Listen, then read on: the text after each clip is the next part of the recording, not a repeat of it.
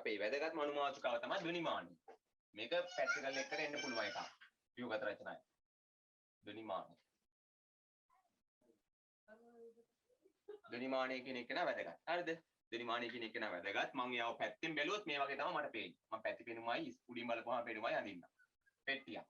ධ්වනිමානය කියලා කියන්නේ මේ වගේ පෙට්ටියක් තියෙන්නේ. මෙතනින් කප්පියක් සම්බන්ධ කරලා ඒකට තුලා තැටිය කියලා තියෙනවා.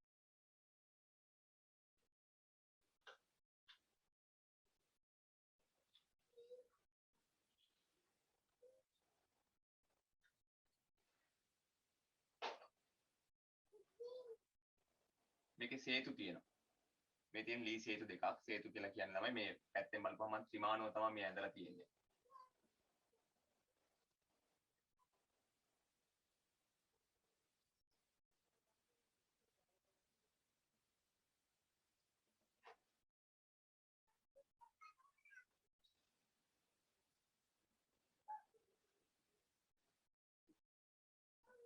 ඔක තමයි පැතිපෙනුම ධ්වනිමානය. ධ්වනිමානයේ පැතිපෙනුම ගත්තොත් එහෙම ඕන් ওই විදිහට තමයි තියෙන්නේ.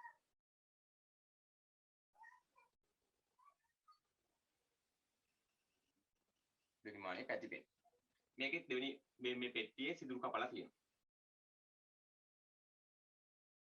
හරිද පැත්තෙන් බලපුවා. මේක මම ඉහළින් බලපුවාම අදින්න. ඉහළින් බැලුවොත් එහෙම මේකේ මේ වගේ මේ ලෑල්ලක් පේන උඩින් බලපුවාම මෙතන තියෙනවා මෙන්න මේ ආකාරයට සේතු.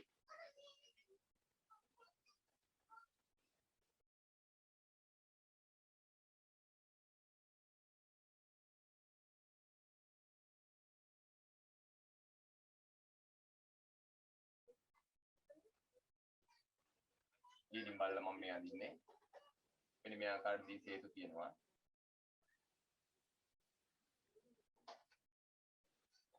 මෙන්න මෙහෙම තමයි ඔය කම්බිය ගමන් කරන්නේ. එතන මෙතනින් කප්පිය තියෙනවා. කප්පිය මේ අතරනේ තියෙන්නේ. කප්පිය පේන්නේ තුලා තැටිය පේන්නේ නැහැ. ඒතර එහා පැත්තේ තව කම්බියක් තියෙනවා. ඒක අපිට පේන්නේ නැහැ. පේන්නේ නැහැ උඩින් මේ පැත්තෙන් බලපුවම මේක පේන්නේ නැහැ. ඒකෙත් තියෙනවා මේ වගේ ලී සේතු දෙකක්.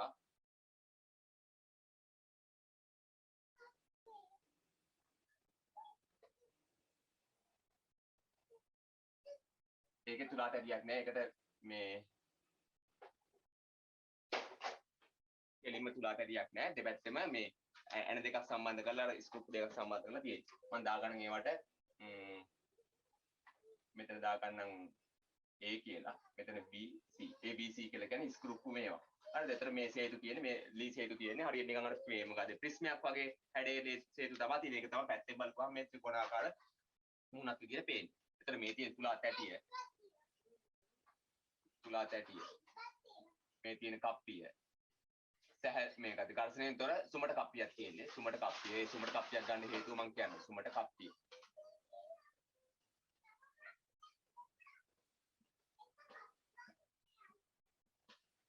සුමට කප්පිය. මේ තියෙන්නේ මේකට අපි කියනවා මේ තියෙන්නේ මේ මොකද්ද මේ දී පෙට්ටියනේ. මේ උඩින් මේ වේදිකාවක් වගේ තියෙන්නේ. ඔය කතන්දරේ ඔය මේ පෙට්ටිය අර උඩ වේදිකාව. මේකට අපි කියනවා ධ්වනි පේටිකාව. ධ්වනි පේටිකාව. ධ්වනි පේටිකාව. හරි ලී පෙට්ටියට අපි කියන්නේ ධ්වනි පේටිකාව කියලා. ඊට පස්සේ මේ තියෙන්නේ සේතු.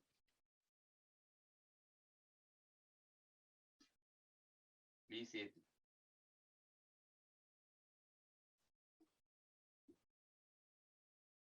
දැන් සුමට කප්පියක් තියෙන. ඊට පස්සේ මේ තියෙන සිදුරු. සිදුරු. හරිද? ඔය විදිහට තමයි තියෙන්නේ. මේ ධ්වනිමානයේ කතන්දරේ. හරිද? ධ්වනිමානයේ වෙන්නේ දැන් ඔයාලට පේනවා අපි අර ඉස්සෙල්ලා කතා කරේ. අර මේ මීට කලින් කතා කරලා තියෙනවනේ මේ මොකද්ද මේ තන්තු ලැබෙන ස්ථාවර තරංග. ඒ තන්තු ලැබෙන ස්ථාවර තරංග සම්බන්ධවම තමයි අපිට මෙතනදී අධ්‍යයනය කරන්න තියෙන්නේ. තන්තු ලැබෙන ස්ථාවර තරංග සම්බන්ධයෙන්ම තමයි මෙතනදී අපිට අධ්‍යයනය කරන්න තියෙන්නේ. ඒතර අපි මේකෙදි කරන්නේ මෙන්න මේ ලී සේතු අතර පරතරය එහා මෙහා කරන්න පුළුවන්. හරිද? ලී සේතු අතර පරතරය එහා මෙහා කරන්න පුළුවන්. ඒතර මේකට බාරයක් දාලා මේකට බාරයක් එකතු කරලා ඒ බාරයගේ සිරිමාරු කරන්නත් පුළුවන්. මම මෙතන mg දැම්මා නම් ඒක m කිලෝග්‍රෑම් එකක් දාන්න පුළුවන්, ග්‍රෑම් 100ක් දාන්න පුළුවන්, ඔය ඕන එකක් දාන්න පුළුවන්. හරිද? ඒක අනුව තන්ත්‍රී තරංග මේ දෙරි මේ මොකද්ද මේ මේ කම්බියට අපි කියනවා ධනිමාන කම්බිය කියලා. මේ කම්බියට අපි කියන්නේ ධනිමාන කම්බිය. මේ කම්බියට අපි කියන්නේ ධනිමාන කම්බිය. ධනිමාන කම්බිය.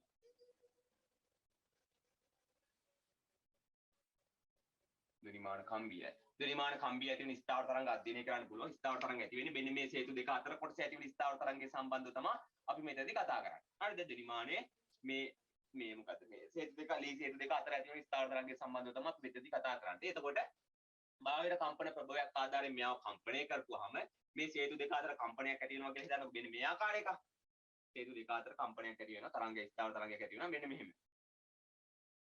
මේක තමයි හේතු දෙක අතර තරංග කොටස. මෙන්න මේ වගේ කුඩුවක් ඇති වෙලා කම්පණය වෙනවා කියලා හිතන්නකො. මේක මොකද්ද? තන්තුවක ඇති වෙන මූලික මේ තාණයේ තියෙන ස්ථාවර තරංග ගැන මේ තියෙන්නේ. මේ තියෙන්නේ මූලික තාණය. නැත්නම් මූලික ස්වරය. මේ තියෙන මූලික ස්වරය කොටස. එතකොට මට ගන්න පුළුවන් මේ හේතු දෙක අතර කොටස L නම්. හේතු දෙක අතර කොටස L නම්. හේතු දෙක අතර කොටස L නම්. ටික L නම්. මට පුළුවන් ලැම්ඩා බෙදීම 2 සමානයි L කියලා ගන්න. එතකොට ලැම්ඩා සමානයි 2යි L වෙනවා. 2යි L වෙනවා. එහෙනම් V සමාන F ලැම්ඩාට අනුව F සමානයි V සමානයි Fමයි ලැම්ඩා වෙනකොට දානවා 2යි අන්න.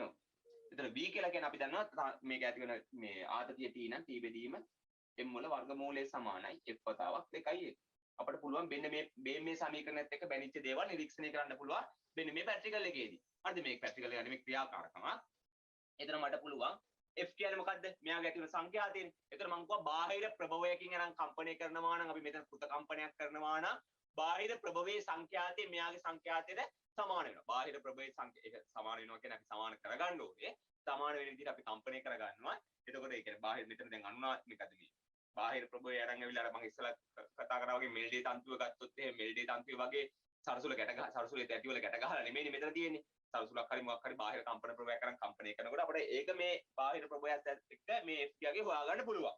ඊට පස්සේ තන්තුවේ ආතතිය වෙනස් කරන්න පුළුවන් mg වෙනස් කරලා රේඛික වෙනස් කරන්න පුළුවන්. සිහින් කම්බියක් දාන්න පුළුවන් ධනිමාන කම්බිය විදිහට නැත්නම් මේ හරස්කල වර්ගඵලයේ වැඩි කම්බියක් දාන්න පුළුවන්. ධනිමාන කම්බියක් විදිහට. එයා වෙනස් කරන්න පුළුවන්. එතන L කම්පන දිගේ ඒකට අනුව වෙනස් වෙනවා අපිට නිරීක්ෂණය කරගන්න පුළුවන් මේ අවස්ථාවේ. හරිද? මේක තමයි අපි මේ ධනිමානයේ භාවිතා කරලා කරන්න යන්නේ. හරිද? ධනිමානයේ භාවිතා කරලා කරන්න යන්නේ මෙන්න මේ එක එක රාශි. මෙන්න මේ T වෙනස් වෙනකොට කොහොමද මෙයාගේ අනුනා මේ මොකද්ද මේ කම්පණය වෙන දිග නැත්නම් මේ මූලික තරංගේ මූලික තාණය ඇති වෙන එකේ දිග වෙනස් වෙන්නේ කොහොමද? නැත්නම් බාහිරින් ඇති කරන සංඛ්‍යාතය වෙනස් කරනකොට කොහොමද ඒවා වෙනස් වෙන්නේ කියන එක නිරීක්ෂණය කරන්න තමයි අපි මේ ධනිමානය ගොඩක් වෙලාවට භාවිතා කරන්නේ. හරිද? ධනිමානය කරන්නේ අපි බාහිර කම්පන ප්‍රභවයකට දාලා මේක ස්ථාවර තරංගයක් ඇති කර ගන්නවා මෙන්න මේ තන්තු කොටස තුල හේතු දෙක අතර කොටස තුල. එතකොට එයාගේ මේ තන්තුර අපි බරක් යොදලා එයාගේ ආතතිය වෙනස් කරලා තියෙනවා mg එකක් යොදනවා. ඒතකොට mg එක යොදන එක නිසා මොකද වෙන්නේ? mg යොදන නිසා අපිට මෙයාගේ ආතතියක් ඇති වෙනවා. ඒ ආතතිය මේ තන්තුව පුරාවටම තියෙනවා. මම සුමට කප්පියක් භාවිතා කරේ. එතන මොකද වෙන්නේ? සුමට කප්පියක් භාවිතා කරාම සෑමදාම ආතතිය සමාන වෙනවා. හැබැයි මෙතන මේ හේතු වලට හේතු සුමට වෙන්න ඕන. හේතු වලට පොඩි ඝර්ෂණයක් තිබ්බොත් ආතතිය වෙනස් වෙනවා. mg ට සමාන වෙන්නේ නැහැ. ඇත්තටම mg වඩා පොඩ්ඩක් අඩු වෙනවා ඝර්ෂණයක් තිබ්බොත් හේතු වලට. හරිද? හේතු වලට ඝර්ෂණයක් නැති වුණොත් ඒකට අපි ඒ හේතු වලින් ඇති වෙන ඝර්ෂණය නැති කරගන්න අපි භාවිතා කරනවා මෙතනදී සුමට කප්පි. මේ සුමට මේ සිහින් කම්බිය. හරිද? හේතු වලින් ඇති කරන ඝර්ෂණය අවම කරගන්න අපි මේ සිහින් කම්බියක් භාවිතා කරනවා මේ අවස්ථාවේදී බර අඩු කම්බියක්. එතකොට මේකෙදී අපිට මේ සම්බන්ධ බැඳුණු දෙයක් එක්ක මේ තියරි එකත් එක්ක ඒ කියන්නේ මහ ලොකු දෙයක් නෙමෙයි තියෙන්නේ. තන්තු වල ඇතිවන ස්ථාවර තරංග සම්බන්ධ. තන්තු වල ඇතිවන ස්ථාවර තරංග සම්බන්ධව අපි ගොඩක් වෙලාවට උත්සාහ කරනවා මේක මූලික තාණයෙන් කම්පණය කරගන්න. ගොඩක් වෙලාවට උත්සාහ කරනවා. හැබැයි එහෙම බැරි එහෙම නොවන අවස්ථාවක් තියෙනවා. මූලික තාණයෙන් කම්පණය නොවන අවස්ථාවක් තියෙනවා. හරිද? හරි. එතකොට අපි මුලින්ම කරන්න ඕනේ බාහිර කම්පන ප්‍රභවයේ සංඛ්‍යාතය මේ ධනිමාන කම්බියේ සංඛ්‍යාතයට සමාන කරගන්න. මේ හේතු දෙක අතර වෙනස් කරනකොට තව කම්බියක් තියෙනවා. ඒකේ කාර්යය මම තාම ඔයාලට කිව්වේ නෑ. මේකනේ අපි හේතු දෙක අතර දිග කියලා මැනගන්නේ. මෙන්න මේ L වනේ. එතකොට හේතු දෙක අතර දිග මැනගන්නකොට මේ L වෙනස් කරනකොට මෙයාගේ ඇති වෙන ස්ථාවර තරංගයේ සංඛ්‍යාතය වෙනස් වෙන්නත් පුළුවන්. නැත්නම් තාණය වෙනස් වෙන්නත් පුළුවන්. සංඛ්‍යාතය වෙනස් නොවි තාණය වෙනස් වෙන්නත් පුළුවන්. ප්‍රශ්නයක් නෑ. ඔක තමයි ධනිමාණයෙන් අපි කරන්න යන දේ. හරි ධනිමාණය භාවිතා කළා ඇත්තටම අර v සමාන t බෙදීම m කියන v සමානයි වර්ගමූල t බෙදීම m කියන සමීකරණය සත්‍යාපනය කරන්න පුළුවන්. මේ වගේ තන්තු වල ඇති වෙන ස්ථාවර තරංග සම්බන්ධව අධ්‍යයනය කරන්න පුළුවන්. يعني මේ සමීකරණ සත්‍යාපනය කරන්න පුළුවන්. t බෙදීම m නේ. එතකොට t ආතතිය වැඩි කරනකොට v අනුලෝම සමානුපාතික වෙනවා. මේකේ t බෙදීම m මේ සමීකරණය තවදුරටත් මම සුළු කරොත් එමේ m වතාවක් L වෙනවා. එතකොට v සමානුපාතික වෙනවා වර්ගමූල t ට v සමානුපාතික වෙනවා l වර්ගමූලයට v සමානුපාතික වෙනවා එකට m වල වර්ගමූලයට. ඒ කියන්නේ මේවට අපි කියනවා කම්පන නියම කියලා. තන්තුවේ ඇතිවන තරංග ප්‍රවේගයේ යාගේ ආතතියේ වර්ගමූලයට අනුලෝම සමානුපාතික වෙනවා. තන්තුවේ ඇතිවන තරංග ප්‍රවේගයේ තන්තුවේ දිගේ වර්ගමූලයට අනුලෝම සමානුපාතික වෙනවා. තන්තුවත් තුළ ඇතිවන තරංග ප්‍රවේගය එයාගේ ස්කන්ධයේ වර්ගමූලයට ප්‍රතිලෝම සමානුපාතික වෙනවා. මේවට අපි කියන්නේ කම්පන නියම කියලා. මේ කම්පන නියම සත්‍යාපනය කරන්නත් පුළුවන්. මෙන්න මේ සම්බන්ධතාවයේ සම්බන්ධව අධ්‍යයනය කරන්නත් අපිට පුළුවන් මේ ධ්වනිමානය භාවිතා කරන්න. ඒකට තමයි අපි ලැබ් එකේදී ධ්වනිමානය භාවිතා කරන්නේ. අර ලෑලි කෑල්ලක් මත ගහන ගිටාර එකක් වගේ තමයි. ගිටාර එකේදී අපි ඇඟිල්ල තියානේ කම්පන දිග වෙනස් කරන්නේ. මේකේදී අපි සේතු තියලා කියන සේතු අතර පරතරය තමයි අපි වෙනස් කරන්නේ. ගිටාර එකේදී අපි ඇඟිල්ල තියෙනවා. ඒතර අර මේ පැත්තේ කම්පණය කරන එකත් එක්ක ඒ ඇඟිල්ල තිබ්බ කොටස තමයි ස්ථාවර තරංගයක් ඇති වෙන්නේ. ඒ ස්ථාවර තරංගෙන් තමයි එක එක ස්වර නිෂ්පාදනය වෙන්නේ. ඒවා තමයි අපිට ශ්‍රවණය වෙන්නේ. හැබැයි අපි මෙතනදී කරන්නේ සේතු. ඒ ඇඟිල්ල තියනවා වෙනුවට සේතු භාවිතා කරනවා. සේතු අතර කම්පන දිග එහා මෙහා සිරුමාරු කරනවා. පැහැදිලි නේද? හරි. අපි ওই ටික ලියා ගමු. දාගන්න මාතෘකාව ධ්වනිමානය. ධ්වනිමානය.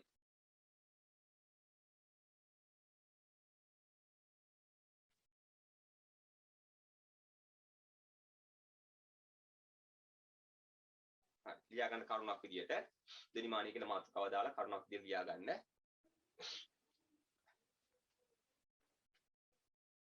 තන්තුවල කම්පන සම්බන්ධව තන්තුවල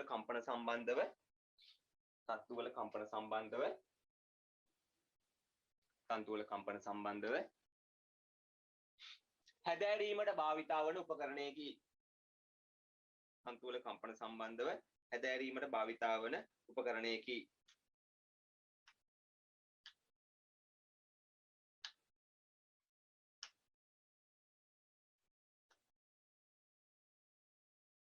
ඒකලු ලියා ගන්න. සිදුරු සහිත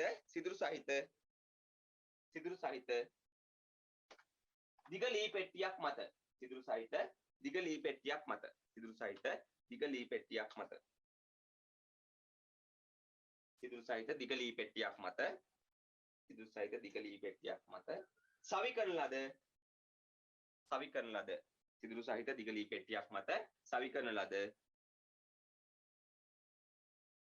කම්බි දෙකකින්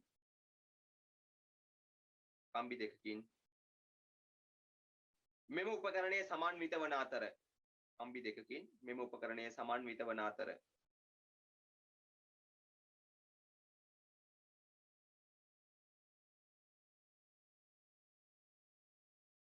එම කම්බි ලී සේතු මතින්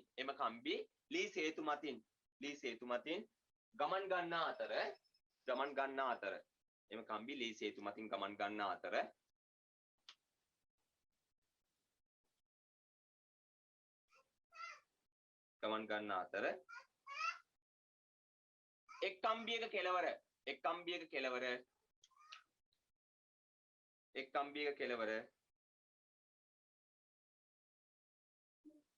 එක් කම්බියක කෙළවර කප්පියක් හරහා නැත්නම් කප්පියක් මතින්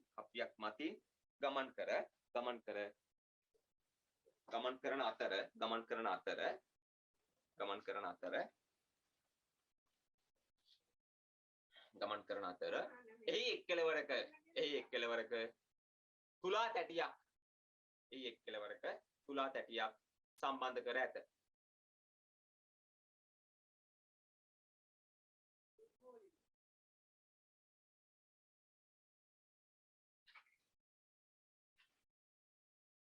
හරිනේ තුලා තැටියක් සම්බන්ධ කර ඇත. හරි. දැන් ඔයාලා ළමයි මෙන්න මේ උඩ මම මේ අතු පෑනින් ඉලක්ක ගන්න එකට උඩින් තියෙන මේ රූප දෙක අඳ ගන්න ඕනේ. මේක ඉහළින් බැලුව විට මේක පැත්තෙන් බැලුව විට මේක පැති පෙනුම අර ඉහළින් බැලුව විට ඔය දෙක අඳ ගන්න රූප දෙක මේ නම් කොටස් ටිකක් නම් කරගන්න. මේ ඉරෙන් යට ටික ලියන්න එපා මොකුත් කියන්න එපා.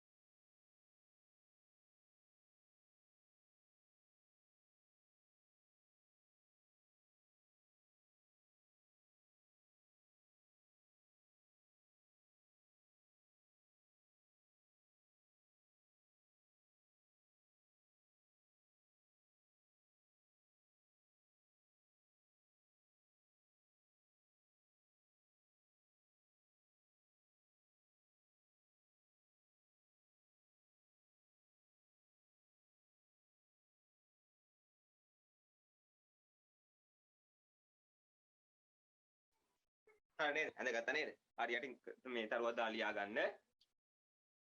ලියා ගන්න.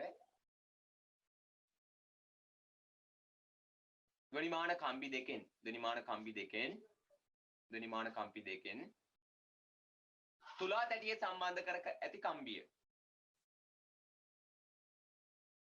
තුලා තැටිය සම්බන්ධ කර ඇති කම්බිය. තුලා තැටිය සම්බන්ධ කර ඇති කම්බිය.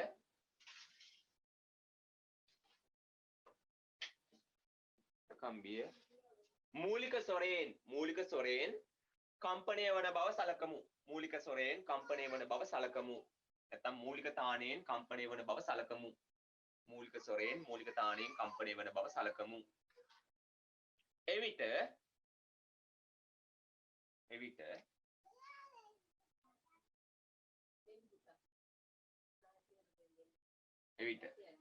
කමාවක් දාලා දැන් මේ ඉතින් යට කොටස ඇඳ ගන්න.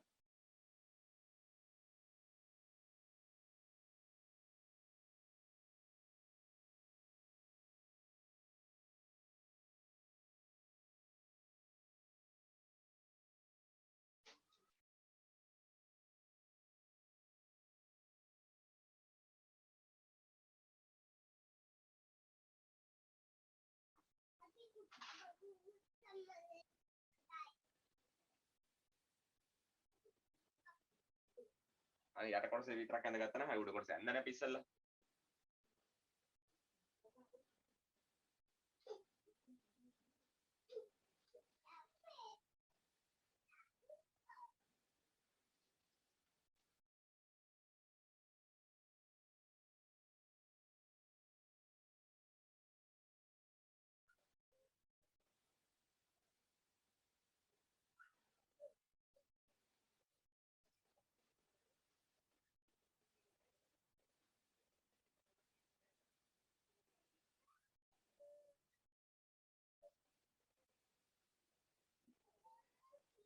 හරි නේද? හරි. ඒකට යටින් අපි කරුණු විදියට ලියා ගමු.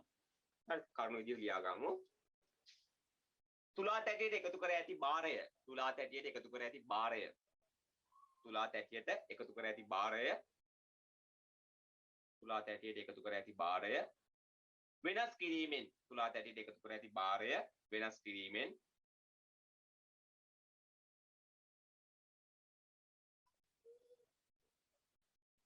තුලා තැටියට එකතු කර ඇති භාරය වෙනස් කිරීමෙන් ධ්වනිමාන කම්බියේ ආතතිය වෙනස් කළ හැකිය. ධ්වනිමාන කම්බියේ ආතතිය වෙනස් කළ හැකිය. ධ්වනිමාන කම්බියේ ආතතිය වෙනස් කළ හැකිය.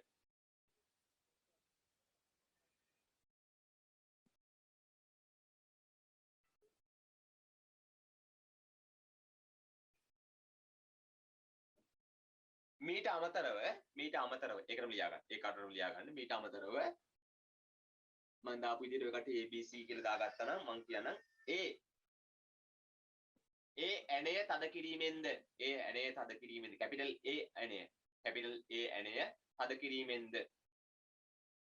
කැපිටල් A ඇණය තද කිරීමෙන්ද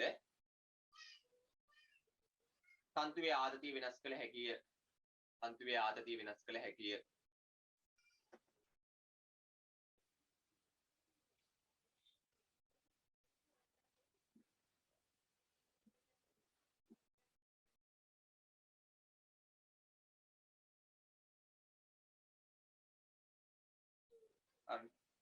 ඊගව කරුණ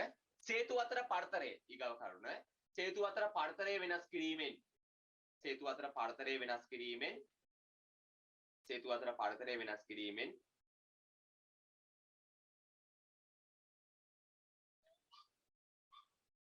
තන්තුවේ කම්පන දිග වෙනස් කළ හැකිය. සේතු අතර පරතරය වෙනස් කිරීමෙන් තන්තු අතර කම්පන දිග වෙනස් කළ හැකිය.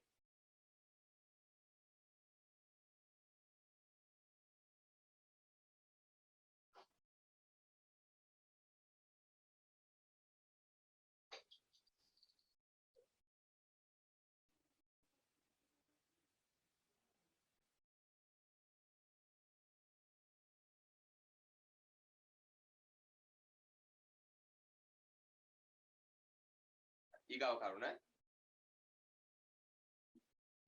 කම්බිය වෙනස් කිරීම මගින්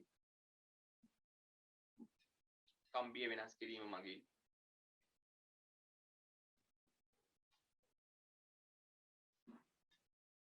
රේඛීය ඝනත්වය simple m වරක් හරි දාගන්න. රේඛීය ඝනත්වය simple m. රේඛීය ඝනත්වය simple m.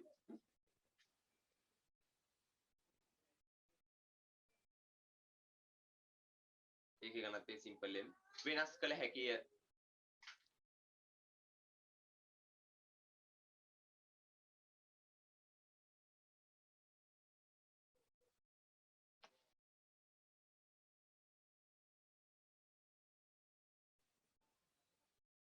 ඊගාව කරුණ කප්පිය සුමට සහ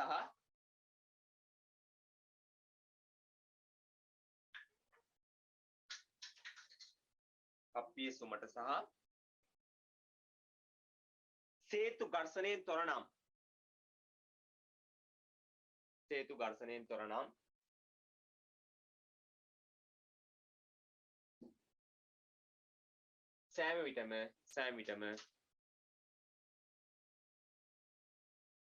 සෑම විටම තුලා තැටියෙහි භාරයේ අගයට තන්තුවේ ආතතිය සමාන වේ.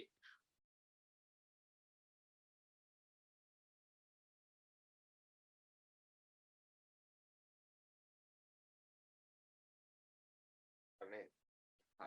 දැන් ළමයි අපි මොකද F ගේ බාහිර ප්‍රභවයක සංඛ්‍යාතයට සමාන කරගන්න එපා. ඒ කියන්නේ තන්තුවේ ඇති වෙන සංඛ්‍යාතය මොකද මේක තන්තුවේ සඳහා බාහිරින් අපි භාවිතා කරන ප්‍රභවයේ සංඛ්‍යාතයට මොකක් හරි කසාරතුලක් වෙන්න පුළුවන්, නැත්නම් වෙන කම්පන ප්‍රභවයක් වෙන්න පුළුවන්. ඒ මොකේ හරි සංඛ්‍යාතයට මෙන්න මෙයාගේ සංඛ්‍යාතය සමාන කරගන්න ඕනේ. මේ කම්බියේ සංඛ්‍යාතය සමාන කරගන්න. එහෙම වුණොත් අපිට මෙතන F දා ගන්න පුළුවන්. නැත්නම් අපි F දන්නේ නැහනේ. ඒක කරන්න පුළුවන්. ඒක කරනවට අපි කියනවා ධනිමානය සුසර කරනවා කියලා. ඒ කියන්නේ බාහිර ප්‍රභවයක සංඛ්‍යාතය ධනිමාන කම්බියේ සංඛ්‍යාතයට සමාන කරගන්නා ක්‍රියාවලියට අපි කියන්නේ සුසර කිරීම කියලා. ටියුන් කරනවා. අර සංගීත භාණ්ඩයක් වගේ තමයි. හරිද? බාහිර ප්‍රභවයක සංඛ්‍යාතය ධනිමාන කම්බියේ සංඛ්‍යාතයට සමාන කරගන්න එකට අපි කියනවා ටියුන් කරගන්නවා කියලා. නැත්නම් සුසර කරනවා කියලා කියනවා. ධනිමානයක් සුසර කරන්න පුළුවන් ප්‍රධාන ක්‍රම තුනක් තියෙනවා. ධනිමානයක් සුසර කරන්න පුළුවන් ප්‍රධාන ක්‍රම තුනක් තියෙනවා. එකක් තමයි ශ්‍රවණය කිරීමෙන්. ටිකක් අමාරු. හරිද? ටිකක් අමාරුයි ශ්‍රවණය කිරීම කියන ක්‍රමය ටිකක් අමාරුයි. නමුත් මේකත් කරන්න පුළුවන්. බලන්නකො ශ්‍රවණය කිරීම සුසර කරන්න පුළුවන් ක්‍රම තුනයි. සුසර කිරීම කරන්න පුළුවන්.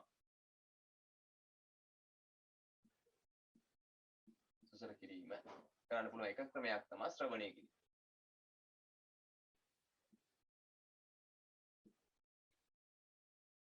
ශ්‍රවණය කරනකොට මෙහෙමයි කරන්නේ.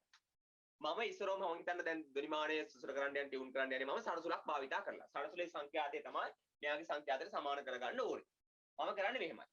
ඉස්සරවම යම්කිසි බාරයක් දාලා තුලා තැටි බාරයක් දාලා මේවා කරලා හදා ගන්නවා. හරිද? ඇටෝම හදා ගන්නවා. ඒකල්ල මම ඉස්සරවම සරසුල කම්පණය කරලා ශ්‍රවණය කරගෙන ඉන්න හොඳට. හිතන්නකො මම 256 සරසුලක් ගත්තේ කියලා. 512 එකක් ගත්තේ කියලා හිතන්නකො 512 සංඛ්‍යාතයක් එකක් ගත්තා. ඒ කම්පණය කළා මම ශ්‍රවණය කරගෙන ඉන්නවා. ඒතර මට ඇහෙනවා සයන්න කියන ස්වරය ඇහෙනවා. නැත්නම් 512 හර්ට්ස් කියන එක ඇහෙනවා. හරිද? 512 කියන එක ඇහෙනවා. හරිද? එතන මම ටිකක් වෙලා අහගෙන ඉඳලා දැන් මම කන් දෙකට හුරු වුණානේ. ඊට පස්සේ මම ධනිමාන කම්බිය කම්පණය කරනවා. ධනිමාන කම්බිය කම්පණය කරලා මේ සේතු අතර දිග එහා මෙහා කරනවා. ඒ මම තුලා තැරියට බාරයක් දාලා ෆික්ස් කරගෙන ඉන්නේ. ඕනම් බාරය වෙනස් කරන්න පුළුවන්. නමුත් මම මෙන්න මේ කම්පණය වෙන මේ සේතු අතර පරතරය මම අවම කරලා තියාගෙන ඉඳලා මම මේ සේතු අතර පරතරය ටික ටික වැඩි කරනවා. හරි නැත්නම් වැඩි වගේ තියා ඉඳලා අඩු කරන්නත් පුළුවන්. නමුත් මම අඩු වගේක ඉඳලා වැඩි කරන අවස්ථාව තමයි මම ගන්නෙ ප්‍රායෝගිකව. මම ඒකට හේතුකුත් කියන්නම්. එතකොට සේතු අතර පරතරය වැඩි කරනකොට මගේ දැන් කන ඉස්සරවම ධනිමානයේ මේ මොකද්ද සරසුවේ සංඛ්‍යාතට හුරු වෙලානේ හිටියේ. අන්නේ ඒ හඬ මට ධනිමානයනොත් එන්න පටන් ගන්නවා. අන්නේ යම්කිසි අවස්ථාවක මේ වගේ සේතු අතර පරතරය තියෙන අවස්ථාවේදී මට එනවා ධනිමානයනොත් අන්න අර හඬ එනවා. අන්නේ එතකොට මම ගන්නවා ධනිමානයේ සංඛ්‍යාතය බාහිර ප්‍රභවයේ සංඛ්‍යාතයට සමාන වෙලා අර සරසුලේ සංඛ්‍යාතයට සමාන වෙලා තියෙනවා කියලා ගන්න. පැහැදිලිද? හැබැයි මම අර අඩුමකේ ඉඳන් පටන් ගත්තේ. අඩුමකේ ඒ කියන්නේ දිග අඩුම අවස්ථාවේ ඉඳන් දිග වැඩි කරන්න පටන් ගත්තේ. දිග අඩුම අවස්ථාවේ ඉඳන් වැඩි කරන්න පටන් ගත්ත නිසා මෙයා අනිවාර්යයෙන්ම පළවෙනියටම කම්පණය වෙන අවස්ථාවේදී මූලික අවස්ථාව. මොකද ඊට වඩා වැඩි අවස්ථා වලින් අපිට කම්පණය කරන්න බෑ. හරිද? ඊට වඩා වැඩි ඒ කියන්නේ මූලික මම අර අඩුම අවස්ථාවේ දිග අඩුම අවස්ථාවේ ඉඳලා කම්පණය කරනකොට මට එන්නේ මෙයාගේ මූලික අවස්ථාව තමයි ඉන්නේ. ඒ වෙන අවස්ථාවක් තියෙනවා. ඒ කියන්නේ බාහිර ප්‍රභවයේ සංඛ්‍යාතය, ඒ කියන්නේ බාහිර සරසුලේ සංඛ්‍යාතය අනුව ඒක වෙනස් වෙනවා. නමුත් මම අර අඩුම අවස්ථාවේදී පවත් හේතු අතර පරතරය වැඩි කරපු නිසා මට එන්නේ මූලික අවස්ථාව තමයි කම්පණය වෙන්නේ. මම ඉස්සරෝම සල්සුල කම්පණය කරා. ඊට පස්සේ ඒ හඬ මම කනේ තියාගෙන, ඒ කියන්නේ කනේ තියාගෙන කියන්නේ කනට ඒක හොතර හුරු වුණා. ඊට පස්සේ මම මේ ධනිමාන කම්බිය කම්පණය කරලා ඇඟිල්ලෙන් පොඩ්ඩක් කම්පණය කරලා මම හේතු අතර පරතරය පොඩ්ඩක් වැඩි කරන යනවා. ඒ අවස්ථාවේදී මට අර හේතු වලින් එන මේ ධනිමාන කම්බියෙන් එන සංඛ්‍යාතයේ අර කලින් සරසුලේ සංඛ්‍යාතයට සමාන අවස්ථාවක් එනවා නම් අන්න එතකොට මම හිතනවා දැන් වැඩේ හරි සංඛ්‍යාතය සමානයි. හැබැයි ඉතින් මේක දැන් මම මෙහෙම ලේසියෙන් කිව්වට මේක ලේසියෙන් කරන්න තමයි අමාරු. හරිද? මේක කරන්න ටිකක් අමාරුයි. හේතුව තමයි ශ්‍රවණේ අපිට සරසුලක සංඛ්‍යාතය එච්චර හුරු පුරුදු නෑනේ. ඔක සාමාන්‍ය ඉතින් මියුසික් එහෙම කරන කෙනෙක් නම් ටිකක් එච්චරටම ලොකු අවුලක් වෙන්නේ නෑ. නමුත් මේක ටිකක් අපි කියන එක්ස්පර්ට් කෙනෙකුට තමයි මේක කරන්න පුළුවන්. ඒ කියන්නේ ධනිමානයේ සම්බන්ධ පොඩ්ඩක් සරසුල වල සංඛ්‍යාත සම්බන්ධ පොඩ්ඩක් අර නිතරම හුරු වෙලා සංඛ්‍යාතත් එක්ක වැඩ කරන කට්ටියට නම් මේක ගැටලුවක් වෙන්නේ නෑ. හරිද? අපි කියමු එක්ස්පර්ට් කෙනෙකුට මේක කරන්න පුළුවන්. ඒක ටිකක් අපට අමාරුයි. දෙවෙනි ක්‍රමය තමයි නොගැසුම් ක්‍රමය.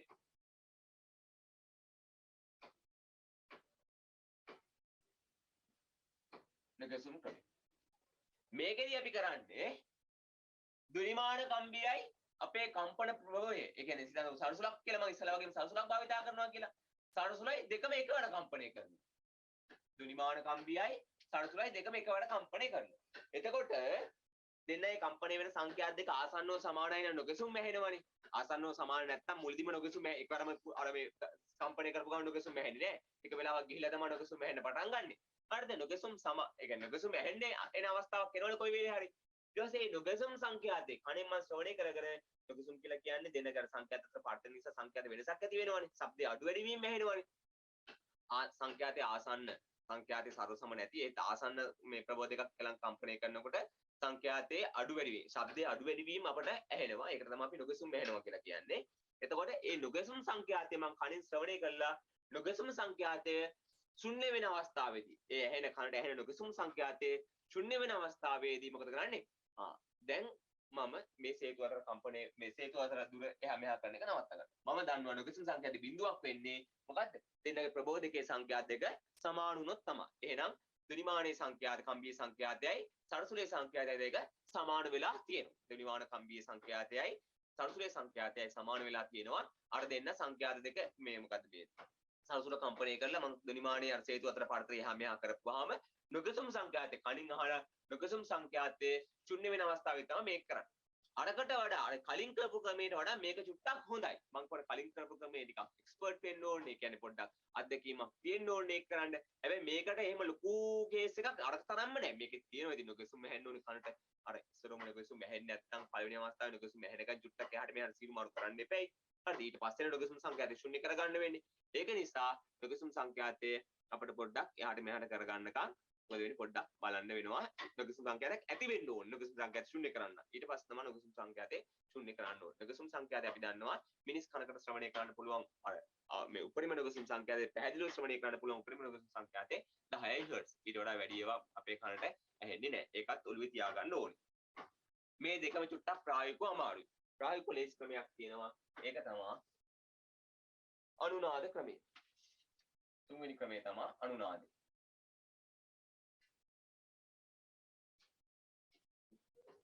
අනුනාදය කියලා කියන්නේ මොකද්ද කියලා අහුවොත් අනුනාදය කියලා කියන්නේ ළමයි යම්කිසි වස්තුවක් ආසන්නයේ තවත් වස්තුවක් කම්පණය වෙනවා. හිතන්නකෝ x කියලා වස්තුවක් ආසන්නයේ y කියන වස්තුවක් කම්පණය වෙනවා කියලා හිතන්නකෝ. y කම්පණය වෙන්නේ x ගේ ස්වභාවික සංඛ්‍යාතයට සමාන සංඛ්‍යාතයකින්. ඕනේ වස්තුවකට ස්වභාවික සංඛ්‍යාතයක් හෝ ගණනාවක් තියෙනවා. එතකොට x කියන එක්කෙනාගේ ආසන්නයේ y කම්පණය වෙනවා. y කම්පණය වෙන්නේ x කියන වස්තුවේ ස්වභාවික සංඛ්‍යාතයට සමාන සංඛ්‍යාතයකින්. අන්නේ එහෙම වුණොත් එහෙම x නිකන් ඉන්න බෑ. x මොකද වෙන්නේ? x නිකම්ම නැට වෙනවා. x නැට වෙන්නේ නිකන් නෙමෙයි. මොකද වෙන්නේ? එයා කම්පණය වෙන්නේ. එයා කැමති මේකට. එයා කම්පණය වෙන්නේ වඩා වැඩි විස්තර සහිතව. එයා කම්පණය වෙන්නේ වඩා වැඩි විස්තර සහිතව. ඒක නිසා මොකද වෙන්නේ? අපි ඒකට කියනවා අනුනාදය කියලා. යම් වස්තුවක් ආසන්නයේ ඒ වස්තුවේ ස්වභාවික සංඛ්‍යාතයට සමාන සංඛ්‍යාතයකින් යම් තවත් වස්තුවක් කම්පණය වේ නම් මුලින් කී වස්තුව වඩා වැඩි විස්තර සහිතව කම්පණය වීම අනුනාදය ලෙස හඳුන්වනවා. යම් වස්තුවක් ආසන්නයේ තවත් වස්තුවක් එම වස්තුවේ ස්වභාවික සංඛ්‍යාතයට සමාන සංඛ්‍යාතයකින් කම්පණය වේ නම් මුලින් කී වස්තුව වඩා වැඩි විස්තර සහිතව කම්පණය වීමේ ක්‍රියාවලියට අපි කියනවා අනුනාදේ වීම කියලා. අන්න දැන් එහෙනම් මේක අපි කරන්නේ මොකද්ද? අනුනාදේ කියන අවස්ථාව. මම කරන්නේ මේකෙදි හේතු අතර පරතරය මම අවම කරනවා. හේතු අතර පරතරය අවම කරනවා. ඊට පස්සේ ඒකට හේතුවට මූලිකය කියන එක ලබා ගන්න. ඊට පස්සේ මම මේ කොටින් තියෙනවා කඩදාසි ආරෝහකයක්. ඒ කියන්නේ චුට්ටක් අර වී අකුර වගේ හැඩපු හැඩේට නම්පු කඩදාසි කෑල්ලක් තියෙනවා. වී අකුර වගේ හැඩේට නම්පු කඩදාසි කෑල්ලක් තියෙනවා. කඩදාසි ආරෝහකයක් කියලා තමයි කියන්නේ. හරිද? ඊට පස්සේ මම කරන්නේ මොකද්ද? සරසුල කරලා කම්පණය කරලා තියෙනවා කොහෙන්ද? සරසුල කම්පණය කරලා තියන්නේ මම මෙන්න මේ සේතු දෙක අතරට වෙන්න. සේතු දෙක අතරට ආසන්නයෙන් වෙන්න මම තියන්නේ මෙන්න මේ මේක දෙනි පේටිකාව මත. ඒ කියන්නේ මොකක්ද ලෑල්ල මත තියන්නේ. සරසුල තියන්නේ ලෑල්ල මත. පැහැදිලිද? ඒ ලෑල්ල මත තියන්න හේතුවකුත් තියෙනවා. ඒ හේතුව අපි පස්සේ කතා කරමු. සේතු අතර පරතරය අවම කරනවා. කඩදාසි ආරෝහකයක් තියෙනවා. සරසුල කම්පණය කරලා ගෙනල්ලා මෙන්න මේ කම්බි දෙක කම්බියට ආසන්න වෙන්න. සේතු දෙක මැදට වෙන්න. චුට්ටක් පැත්තකින් තිබ්බට අවුලක් නැහැ. ඒකල්ලා මම දෙනි පේටිකාව මත ලෑල්ල මත වහම කම්පණය කරලා තියෙනවා. එතන මොකද වෙන්නේ? ඒ කම්පණය වෙන සරසුලේ ශක්තිය මෙන්න මේ දෙනිමාන කම්බියට එනවා. දැන් දෙනිමාන කම්බිය කම්පණය වෙනව නැද්ද? කම්පණය වෙනවා. හැබැයි ස්වභාවික සංඛ්‍යාව සමානයි කියලා අපිට කියන්න බෑනේ. ඒකල්ලා මම දෙනිමානයේ මේ සේතු දෙක අතර පරතරය වැඩි කරන යනවා. එක්තරා අවස්ථාවකදී මොකද වෙන්නේ? මෙන්න මේ ලී ආරෝහකය එක්තරා අවස්ථාවකදී මෙන්න මේ ලී ආරෝහකය කඩදාසි ආරෝහකය කඩදාසි අපි ආරෝහකයක් තියලා වී අකුරට හැදාගත්ත හැඩේට පොඩි නමාගත්ත පොඩි කඩදාසි කෑල්ලක් තිබ්බනේ. ඔන්න ඔය කඩදාසි කෑල්ල ඉවතට විසි වෙලා යනවා. ඔය කඩදාසි කෑල්ල ඉවතට විසි වෙලා යනවා. ඔය කඩදාසි කෑල්ල ඉවතට විසි වෙන්නේ ළමයි. මෙයා මොකෙන්ද? මෙයා අර බාහිර ප්‍රභවයේ සංඛ්‍යාතයට සමාන වෙන අවස්ථාවේ. කඩදාසි ආරෝහකය ඉවතට විසි වෙනවා. කඩදාසි ආරෝහකය ඉවතට විසි වෙනවා. ඒ ඉවතට විසි වෙන අවස්ථාවේදී අපි ගන්නවා මොකද්ද? සරසුලේ සංඛ්‍යාතය. ඒතර ඉවතට විසි වෙනවා වඩා වැඩි විස්තර සහිතව කම්පණය වෙන්න එපා. ඉවතට විසි වෙන්නේ අනිවාර්යයෙන්ම අනුනාදී වෙන අවස්ථාවේදී කියලා අපි ගන්නවා. එතකොට මෙන්න මේ අවස්ථාවේදී සරසුලේ සංඛ්‍යාතය තුනිමාන කම්බියේ සංඛ්‍යාතයට සමානයි.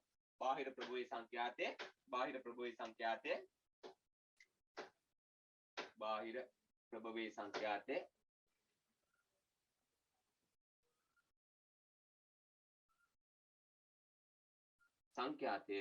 සමානයි දුනිමාන කම්බියේ සංඛ්‍යාතය.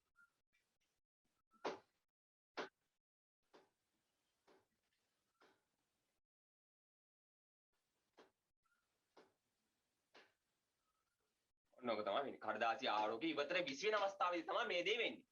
කඩදාසි ආරෝහකය ඉවතට විසි වෙන අවස්ථාවේදී තමයි වෙන්නේ. හරි. මං කියවනේ මේකේ කඩදාසි මේ සේතු අතර පරතරය අවම කරන්නේයි කියලා. දී සේතු අතර පරතරය අවම කරන්නේ ළමයි. එතකොට මෙයා ටික ටික වැඩි කරගෙන යනකොට මෙයා අනිවාර්යෙන් පළවෙනි අවස්ථාවේ කම්පණය වෙන්නේ. මූලික තාණයෙන් කම්පණය වෙන්න ඕනේ. මොකද මෙයාට හම්බෙන chance එක තමයි දිග අඩුම අවස්ථාවෙන්ද තමයි ක්‍රමයෙන් මම වැඩි කරගෙන යන්නේ. එතකොට කම්පණය වෙනවා නම් අපිට කම්පණය වෙන්න පුළුවන් මූලිකම අවස්ථාව තමයි පළවෙනි කම්පණය වෙන්නේ. ඒක තමයි එක හේතුව. දෙවෙනි එක මම කිව්වා මේ මොකද්ද මේ සරසුල කම්පණය කරලා ලී පේටිකා මේ දොනි පේටිකාව මතින් තියන්නේ හේතුව තමයි අපි දන්නවා සරසුලේ ඇති වෙන්නේ අන්වයම තරංගනේ. අන්වයම තරංග වාතය තුලින් යනවාට වඩා ද්‍රව තුලින් ගමන් කරන ඊට වඩා වැඩි මේ කාර්යක්ෂමතාවයකින්. ඊටත් වඩා ඝන තුලින් ඝන මාධ්‍යත් තුලින් තවත් හොඳට කම්පණය වෙන්නේ. ඒක නිසා දොනි පේටිකාව කියන්නේ ලෑල්ලක්නේ. එතකොට මම අර උඩින් දොනි මේ සරසුල තිබ්බට පස්සේ සරසුලේ ඇති වෙන අන්වයම තරංග ඉතා හොඳින් සම්ප්‍රේෂණය වෙනවා දොනිමාන කම්බියට. ඒ කියන්නේ ශක්තිය ඉතාමත්ම කාර්යක්ෂමව සම්ප්‍රේෂණය වෙනවා දොනිමාන කම්බියට. අර වාතය තුලින් කම්පණය වෙනවාට වඩා. ඒ කියන්නේ මම සරසුල ගණන්ලා වාතය තුලින් ගණන්ලා මෙහෙම කම්බියට ලං කරනවාට වඩා දොනි පේටිකාව මතින් තිබ්බාම ශක්තිය සම්ප්‍රේෂණය වීමේ කාර්යක්ෂමතාවය වැඩි වාතය තුලින් සම්ප්‍රේෂණය වෙන කාර්යක්ෂමතාවයට වඩා. ඒක නිසායි මම සරසුල ගණන්ලා කම්පණය කරලා මෙතනින් කියන්නේ. පැහැදිලිද? ඊට පස්සේ මම හිමීර ඈත් කරන යනකොට ඉවතට මෙයා විසි වෙන අවස්ථාවක් එන්නේ උපරිම විස්තාරයක් සහිතව කම්පණය වෙනකොට තමයි ඉවතට විසි වෙන්නේ. ඔන්න අනුනාදයෙන් අපි එයාව සුසර කරනවා. එතන දැන් මෙයාගේ බාහිර ප්‍රභවයේ සංඛ්‍යා සරසුලක් හරි වෙන මොකක් හරි ප්‍රභවයක් භාවිතා කරා කියලා හිතන්නකො. ඒ ප්‍රභවයේ සංඛ්‍යාතය විනිමාන කම්බී සංඛ්‍යාතයට සමානයි කියලා අපිට ගන්න පුළුවන් ඔය අවස්ථාවේ. පැහැදිලිද? හරි. ලියාගන්න ඊගාර කරුණු විදිහෙන් ලියාගෙන ආවේ. මේ කරුණත් අපි ලියාගමු. කරුණු විදිහෙන් ලියාගෙන ආවේ. ලියාගන්න කම්බියේ සංඛ්‍යාතය ධනිමාන කම්බියේ සංඛ්‍යාතය ධනිමාන කම්බියේ සංඛ්‍යාතය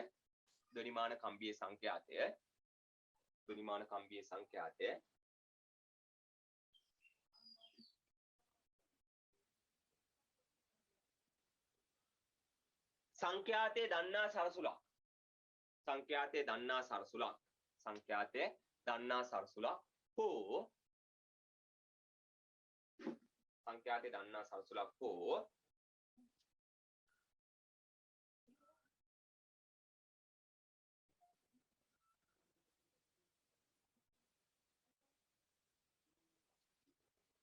සංඛ්‍යාතය දන්නා සරසුලක් සමග හෝ කම්පන ප්‍රභවයක සංඛ්‍යාතය සමග කම්පන ප්‍රභවයක සංඛ්‍යාතය සමග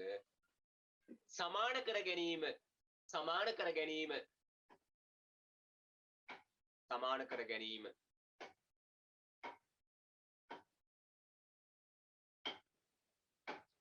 දුනිමානය සුසර කිරීම ලෙස හැදින්වේ. දුනිමානය සුසර කිරීම ලෙස හැදින්වේ.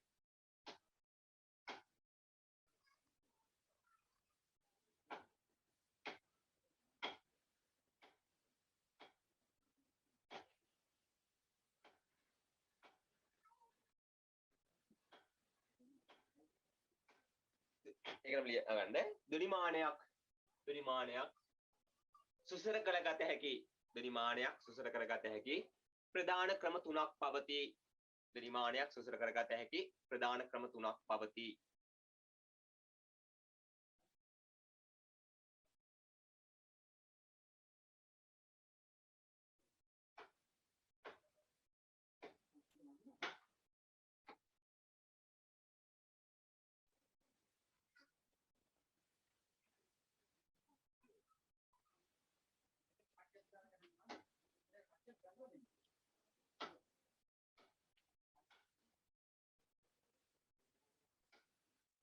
හරි අංක 1 ශ්‍රවණයෙන් අංක 1 ශ්‍රවණයෙන් අපි ඒක මොකක්ද කියලා ලියාගෙන යන්න. අංක 1 ශ්‍රවණයෙන්. හරි. ඒක ලියා ගන්න. ශ්‍රවණය කියන එක යට ලියා ගන්න. පළමුව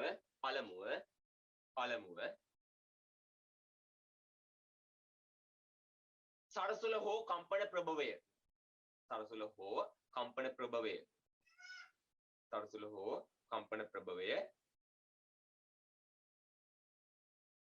කම්පනය කර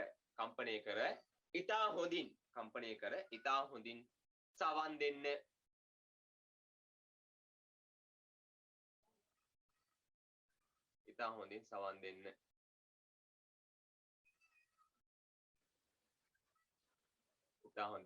දෙන්න.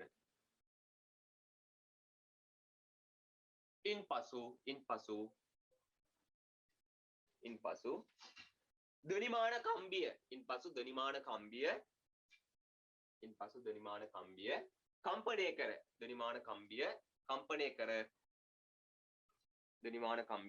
කම්පනය කර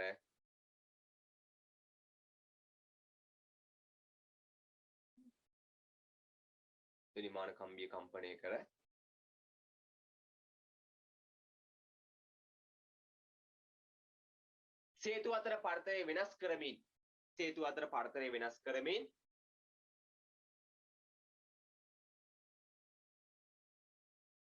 මුලින් කම්පනය කළ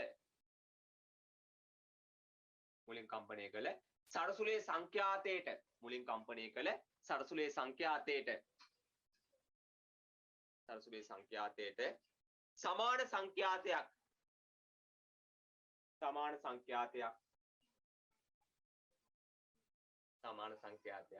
ලැබෙන තුරු සීරුමාරු කරන්න.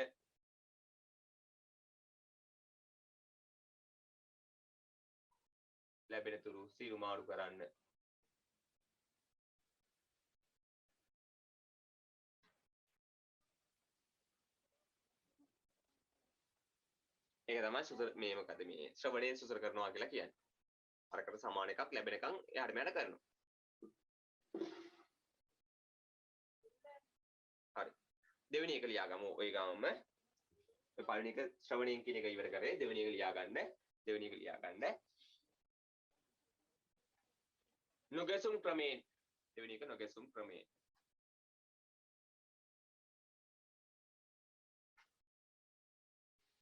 නොගැසුම් ක්‍රමයෙන්. ඒක ලියාගන්න.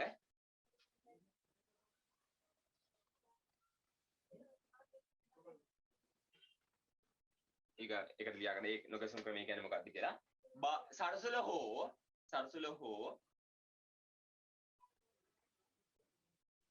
සරසුල හෝ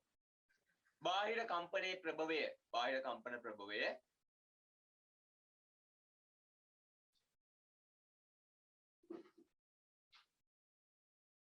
බාහිර කම්පන ප්‍රභවය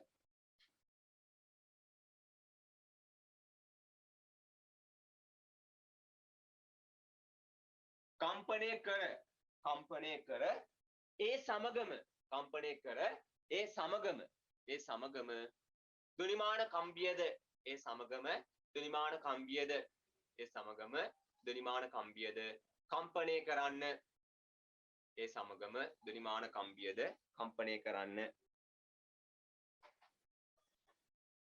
ඒ සමගම ධ්වනිමාන කම්බියද කම්පණය කරන්න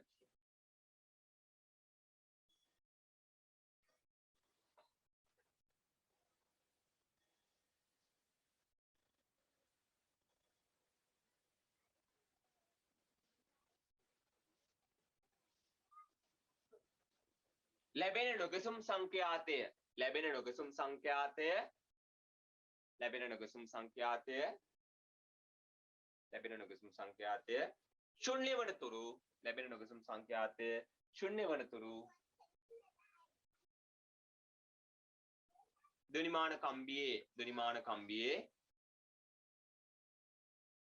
ධ්වනිමාන කම්බියේ සේතු අතර පරතරය සිරුමාරු කරන්න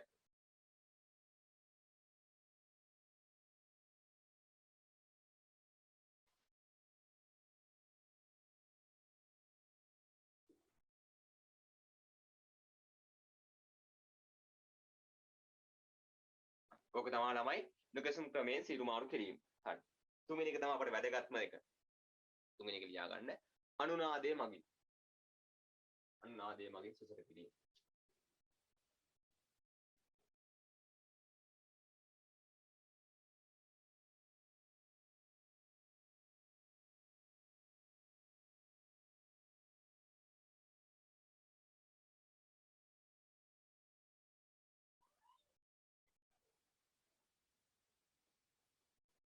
අනුනාදයේ මගින් සුසර කිරීම. හරි. ඒකට ලියා ගන්න.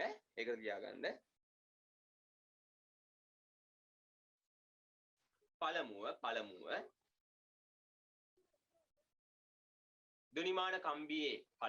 ධ්වනිමාන කම්බියේ ලී සේතු අතර පරතරය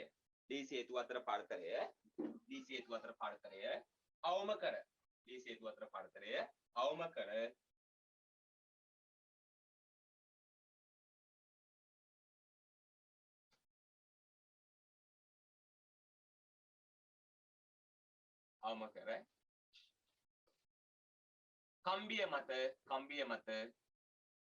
කම්බිය මත කුඩා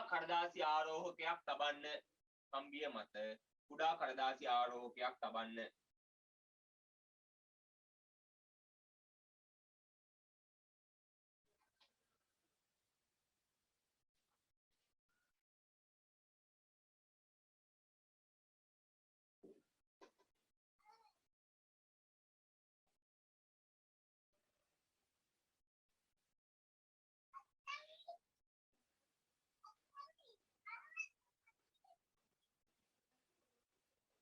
ඉන්පසු ඒකම ලියා ගන්න. ඉන්පසු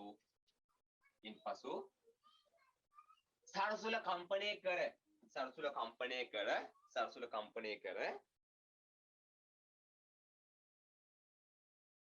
සේතු අතර මධ්‍යයට වන්නට දෙඩි පේටිකාව මත තබනු ලැබේ.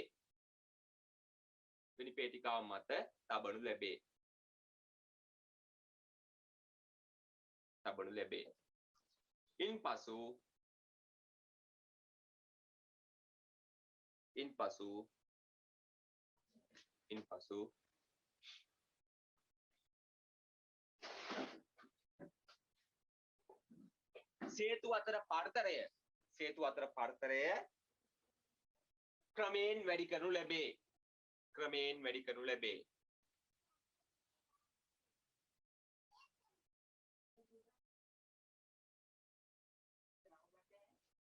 සේතු අතර පරතරය ක්‍රමයෙන් වැඩි කරනු ලැබේ.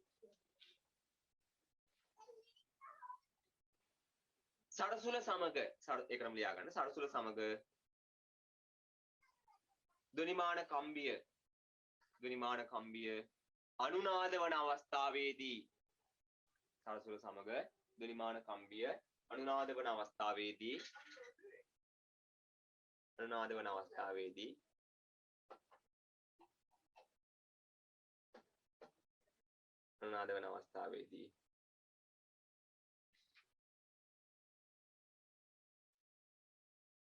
විස්තරයේ උපරිම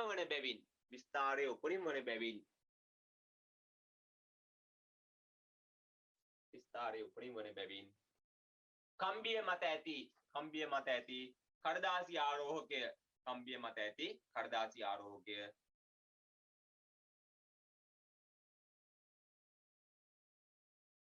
කම්බිය මත ඇති කඩදාසි ආරෝහකය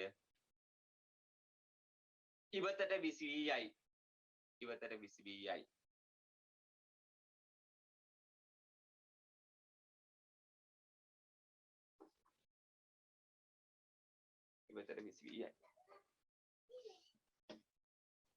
එතන ළමයි මෙන්න මේ ටික ඇඳ ගන්න ඕනේ. මම මේ දීව කරුණ ගාවට මේක ඇඳ.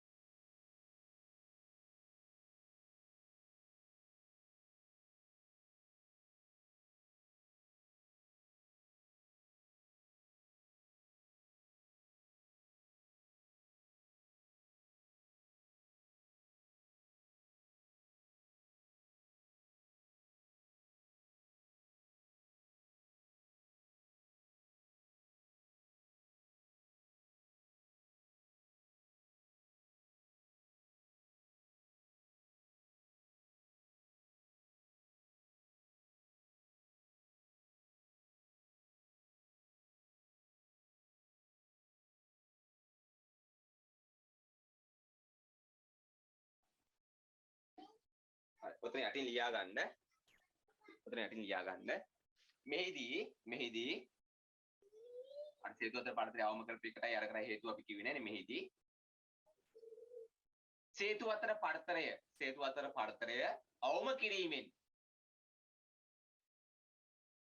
මේදී සේතු අතර පරතරය අවම කිරීමෙන් සේතු අතර පරතරය අවම කිරීමෙන් සේතු අතර පරතරය අවම කිරීමෙන්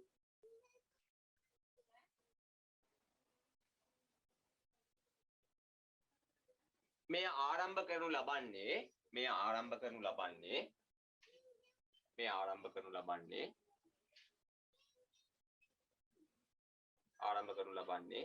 එවිට තන්තුව අනිවාර්යයෙන්ම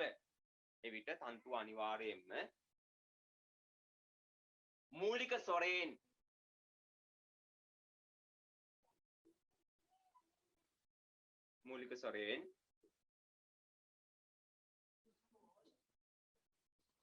කම්පණය වන බැවිනි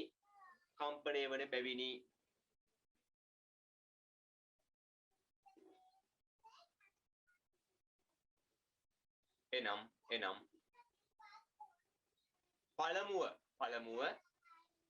පළමුව කඩදාසි ආරෝහකය ඉවතට විසිවන අවස්ථාවක් ලැබෙනුවේ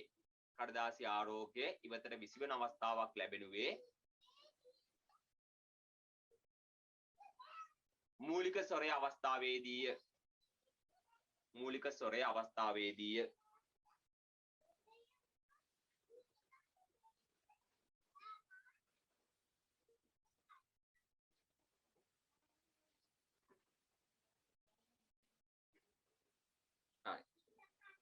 ඊගාව කරුණ ලියා ගන්න. සරසුල කම්පණය කර ධ්වනි පේටිකාව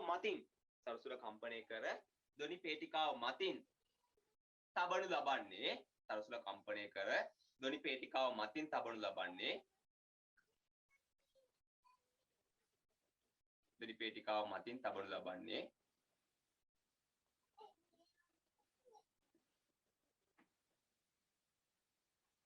ගණමාධ්‍යයක් තුලින් වඩා කාර්යක්ෂම ලෙස අන්වයම තරංග සම්ප්‍රේෂණය වන බැවින්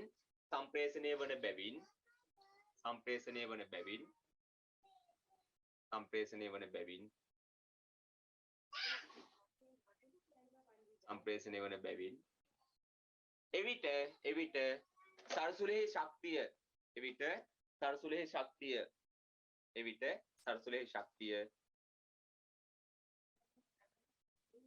ඉතා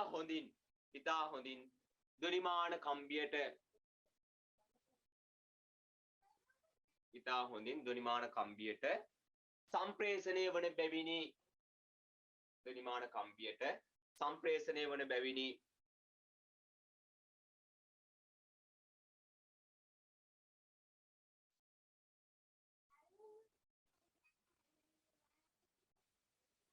එකම ලියා ගන්න.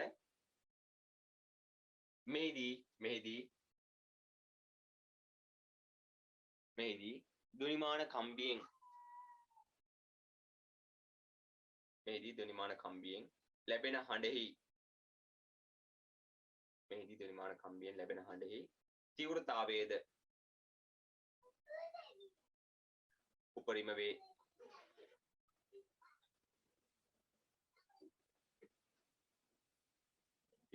උපරිම වේ.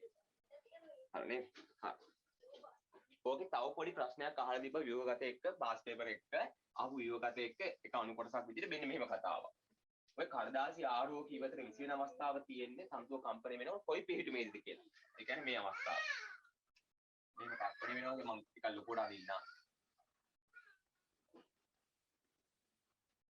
මේම කම්බිය තියෙනකොට මෙහෙමනේ තියෙන්නේ. ඔමනේ ඔය කට්ටිය මේක අඳිනවනම් ව්‍යුහගත රචනා එක අඳිනකොට මේ පුඩුව අඳින්න තිබ්බොත් එහෙම ළමයි සෞමිතිකව අඳින්න ඕනේ ඈ. මේ පැත්ත උඩ පැත්තයි යට පැත්තයි මොකද ගොඩක් වෙලාවට ළමයිට යට පැත්ත මේක අහලා තිබ්බ එක අවස්ථාවක. හරිද? යට පැත්තේ අර මේ දෙලි පේටිකාව තියෙනවනේ. ඒතර යට මේ ගොඩක් ළමයි අඳින්නේ මෙහෙම. යටින් චූටි වල අඳිනවා උඩින් අඳිනවා හෙන පත එකක්. යට වදිනවනේ ඒක නිසා මෙහෙම චූටි වල ඇඳලා උඩින් අඳිනවම පත එකක්. එහෙම අඳින්න එපා ළමයි. මේක වැරදි. සෞමිතිකව අඳින්න ඕනේ උඩයි යටයි ගානට සෞමිතිකව මොකද හේතුව? ලකුණු හම්බ වෙන්නේ නැහැ අපට. අපට අවබෝධයක් තියෙනවනේ මොකද වෙන්නේ කියන එක ගැන. හරි. මෙහෙම වෙනකොට කඩදාසි ආරෝහකී විසි වෙන්නේ මේ කඩදාසි ආරෝහකී ඉවතට විසි වෙන්නේ මෙන්න මේ කඩදාසි ආරෝහකී විසි වෙන්නේ මම මේ උඩම පිහිනුමට x කියලා දාන්නම්, මධ්‍යස්ථ පිහිනුමට y කියලා දාන්නම්, මේ පල්ලෙහා පිහිනුමට මම දාන්නම් z කියලා. අපෙන් අහලා තිබ්බා x y z කියන පිහිටුම් තුනෙන් කොයි පිහිටුමේදීද මෙන්න මේ කඩදාසි ආරෝහකේ ඉවතට විස් වෙන්නේ කියලා ව්‍යුහගත රචනාව එක්ක අහලා තිබ්බා. x පිහිටුමේදීද y පිහිටුමේදීද z පිහිටුමේදීද කියලා. හරිද? අපි දන්නවා මේ අංශුව මේ කඩදාසි ආරෝහකේ මම ගන්නම්කෝ මේකේ තියෙන මධ්‍යස්ථයේ තියෙන අංශුව කියලා කියන්නේ විස්තර පිහිටුමේ තියෙන අංශුවක් මේ කඩදාසි ආරෝහකේ කියලා කියන්නේ තන්තුව මත තමයි කඩදාසි ආරෝහකේ තියලා තියෙන්නේ. නමුත් කඩදාසි ආරෝහකයේ යටින් තියෙන තන්තුවේ තියෙන අංශුව කඩදාසි ආරෝහකයට යටින් තියෙන තන්තුවේ අංශුව මෙයා විස්තර පිහිටුමේ කම්පණය වෙන සරල අනුවර්තී චලිතයේ දෙන අංශුව. හරිද? ඒතර අපි දන්නවා සරල අනුවර්තී චලිතයේ දෙන වස්තුවක ත්වරණයේ උපරිමයක් වෙන්නේ විස්තර පිහිටුමේ ත්වරණයේ උපරිමයක් වෙන්නේ විස්තර පිහිටුමේ විස්ථාපනයත් එක්ක ත්වරණයේ ප්‍රස්ථාරගත කරොත් ඒක වෙන්නේ මෙන්න මේ වගේ එකක්. ත්වරණයේ උපරිමයක් වෙන්නේ විස්තර පිහිටුමේ. එහෙනම් විස්තර පිහිටුම තමයි මේ x කියන පිහිටුම. y කියන පිහිටුම කියන්නේ කේන්ද්‍ර පිහිටුම. ඒතර ත්වරණයේ අවමයක්. අපි මෙයාට මේ වස්තුවට x සමාන මේ කඩදාසි ආරෝහකේ මම එයාගේ බර ලකුණු කරනම් mg කියලා. එයා මත ප්‍රතික්‍රියා බලයක් තියෙනවා r එකක්. කඩදාසි ආරෝහකේ මත ප්‍රතික්‍රියා බලයක් තියෙනවා r කියලා එකක්. එයා උඩට මම ලකුණු කරන්න. r එක. එතකොට මම මෙයාට x සමාන ma දැම්මොත් එහෙම මෙයා චලිත වෙන්නේ ඉහළටනේ. ඉහළට චලිත වෙනකොට අපි දන්නවා විස්ථාපනය වැඩි වෙන්නේ ඉහළට. නමුත් අපි x සමාන ma දාදී ඍණ එකක් හදා ගන්න ඕනේ. x සමාන ma දාන විස්ථාපනය වැඩි වෙන්නේ උඩට නිසා මම මෙයාගේ පල්ලෙහාට f සමාන m දාන්න. එතකොට එන්න ඕනේ. කියන්නේ විස්ථාපනය වැඩි වෙන්නේ ඉහළට.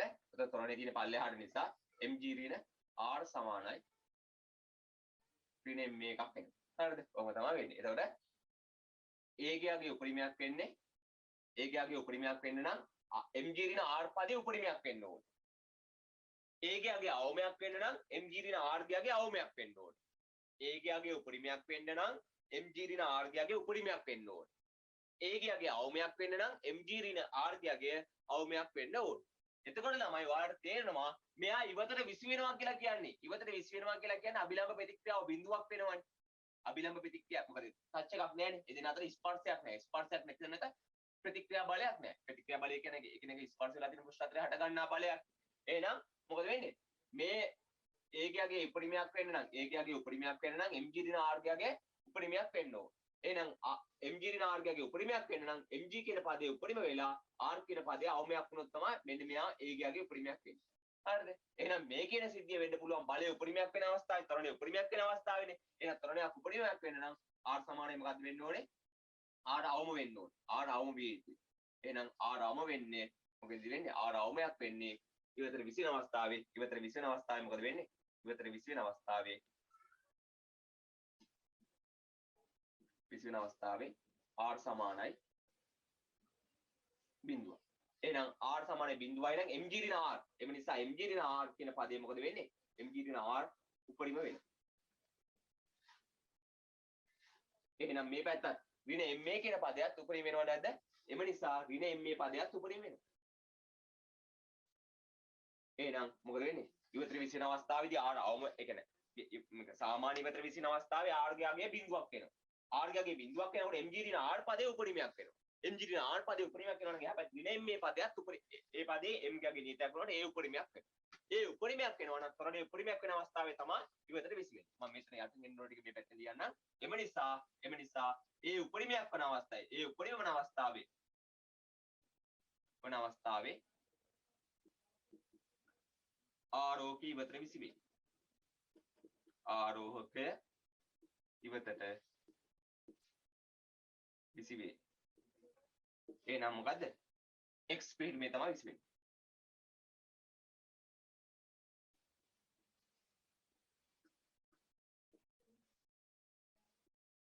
x පිහිටුමේ තමයි විසි වෙන්නේ. පල්ලෙහා z පිහිටුමේ කට්ටියට හිතේ එහෙනම් එහෙම වෙයි කියලා. z පිහිටුමේදී r ඍණ mg තමයි සමානයි ma වෙන්නේ. r ඍණ mg. මොකද r උඩ පැත්තට තියෙන බලය කේන්ද්‍ර දෙසට තියෙන බලය. ඒතර r ඍණ mg මාරු වෙනවා බලය. ඒක නිසා r උපරිමයක් නෙමෙයි r අවමයක් නෙමෙයි r උපරිමයක් වෙන මේ අවස්ථාවේ. ඒක නිසා ඉවතට විසි වෙන්නේ x කියන පිහිටුමේ. ඕක අපට අහලා තිබ්බා. මොකේද? ව්‍යුහගත රචනා ප්‍රශ්නයක එක ප්‍රශ්නයක් කියලා. එක අනුකොටසක් විදිහට ඕක කතන්දරේ අපට අහලා තිබ්බා. හරිද? සාමාන්‍යයෙන් ගත්තොත් එහෙම සරල අනුවර්තී චලිතයේ දෙන වස්තුවක ත්වරණය වෙනස් වෙන්නේ. එයාගේ ත්වරණය වෙනස් වෙන්නේ x කියන පිහිටුමත් එක්ක ත්වරණය හෝ බලයයි ත්වරණය දෙකම එකයි. හරිද? එතකොට මේ විදිහට වෙනස් වෙන්නේ විස්තරයේ මතදී යාගේ උපරිම ත්වරණය හෝ උපරිම මන්දනය තියෙන්නේ. එයාගේ මැක්සිමම්. එයාගේ මැක්ස් වෙන්නේ පැහැදිලිද? ඔක වැදගත් අහලා තිබ්බා විභාග රචනා එක. හරි. යටින් අපි ඔක තියාගමු. යටින් ඔක ලියාගන්න. සරසුල භාවිතා කර අනුනාදය වන අවස්ථාවේදී සරසුල භාවිතා කර අනුනාදය වන අවස්ථාවේදී කඩදාසි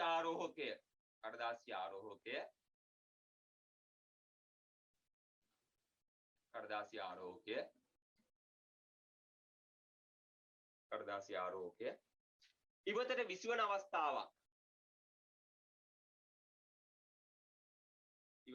අවස්ථාවක් සිදුවන්නේ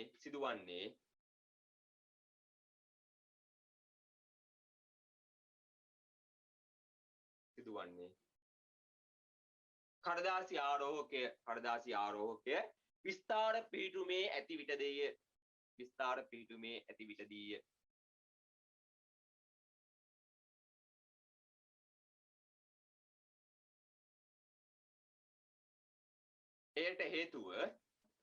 එයට හේතුව සරල අනුවර්තයේ චලිතය ඇසුරෙන් පැහැදිලි කරගත හැකිය.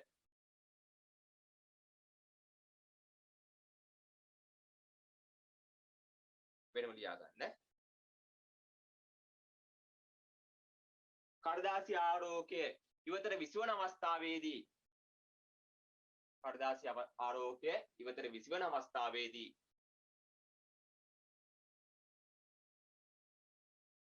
එය මත කම්බියෙන් ඇතිවන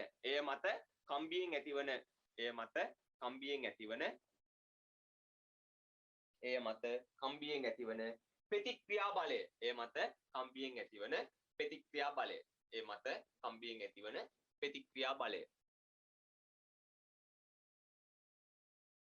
ශුන්‍ය වන බැවින්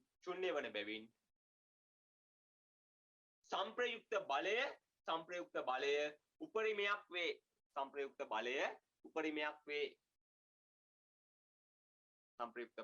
උපරිමයක් වේ.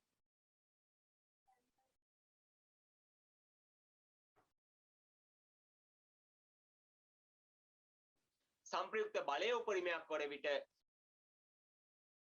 ත්වරණයද උපරිමයක් වේ.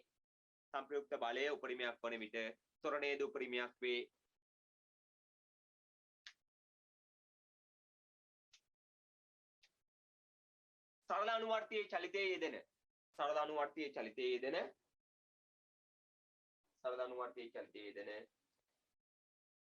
වස්තුවක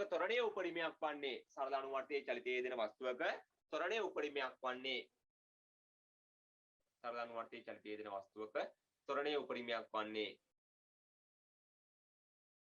විස්තර පිහිටුමේදීය.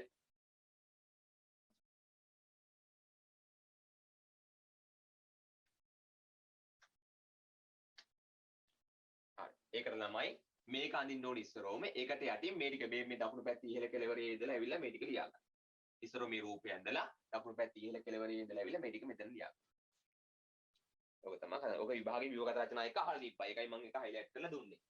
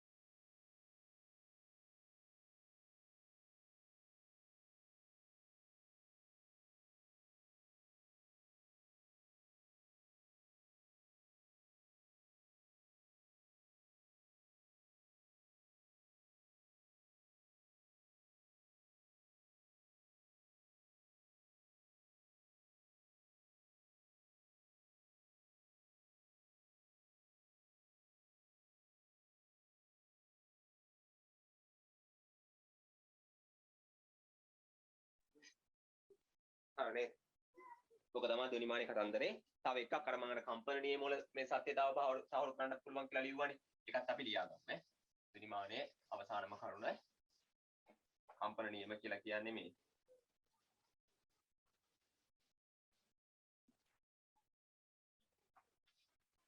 v සමානයි වර්ගමූල t බෙදීම m වල වර්ගමූලයනේ.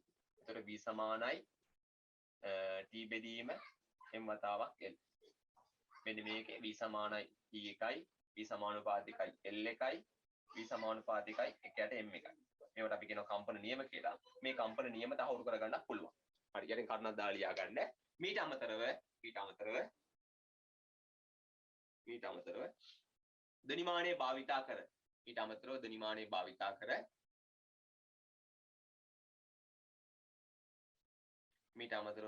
භාවිතා කර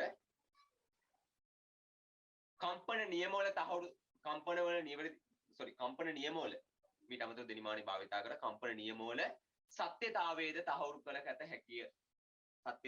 තහවුරු කරගත හැකිය.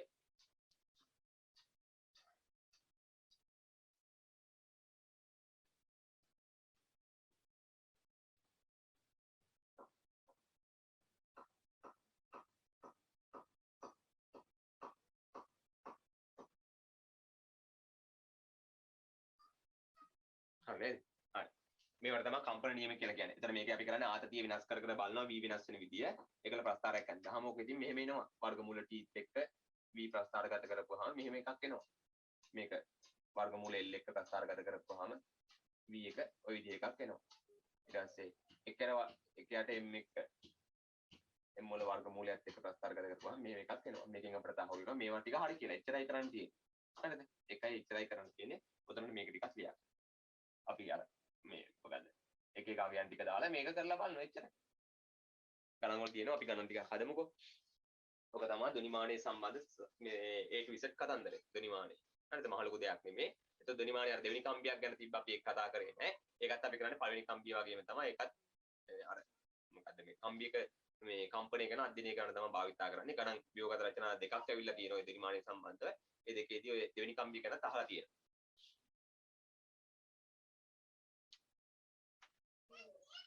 මේක ලියා ගන්න.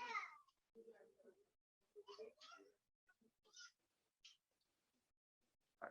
උතනින් ඉවරයි ළමයි ධ්වනිමානයේ සම්බන්ධ කතන්දරය උතනින් අවසන් වෙනවා. එතකොට ධ්වනිමානයේ සම්බන්ධය කියන්නේ මේක ප්‍රැක්ටිකල් එකක් නෙමෙයි ක්‍රියාකාරකමක් තියෙන. එතකොට ව්‍යුහගත රචනා ප්‍රශ්න එන්න පුළුවන්, හැදෙන්න පුළුවන්. රචනා ප්‍රශ්න වලට නම් එන්නේ නැහැ. ව්‍යුහගත රචනා ප්‍රශ්න හැදෙන්න පුළුවන් නිර්මාණාත්මක මේ ව්‍යුහගත රචනා විදිහට.